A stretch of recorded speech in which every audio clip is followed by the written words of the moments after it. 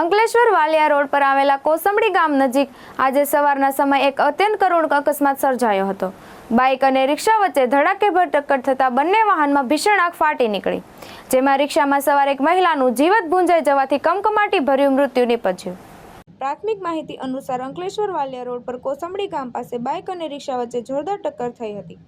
ટક્કર એટલી જોરદાર હતી કે અથડામણ બાદ તુરંત જ બંને વાહનમાં આગ ભભૂકી ઉઠી।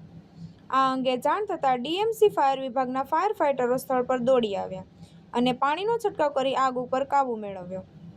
આગની જ્વાળા એટલી વિરાળ હતી કે રિક્ષામાં સવાર ચંપાબેન વસાવાએ બહાર નીકળવાનો ખૂબ પ્રયત્ન કર્યો, પણ ફસાઈ જતા નીકળી ન શક્યા અને ત્યાં જ જીવતા ભૂંજાઈ જતા તેમનું ઘટના સ્થળે જ કરુણ મોત નીપજ્યું।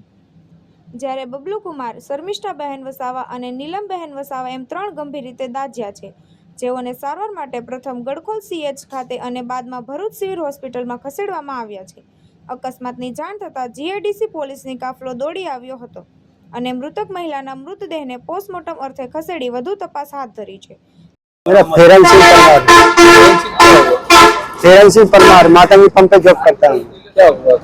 तो वैसे इधर टन मारा बाइक ने, उधर से बड़ी गाड़ी आई थी, तो जैसे उस पर कंट्रोल नहीं हुआ बड़ी गाड़ी ने, उसको जैसे फिर ऑटो भी टन मारी, तो ऑटो में टकरा के आग लग गई एकदम। हम दौड़ के बाहर अपने फायर का लेके आग बुझाया, उसमें 3 आदमी को हमने खींचा, जबरदस्ती बहुत आग थी और एक आदमी चाय नहीं आया, आग ज्यादा बढ़ गई और तब तक जनता ने किसी ने हाथ नहीं लगाया। हम दौड़ के फायर फेंक के सबको आग को कंट्रोल किया था।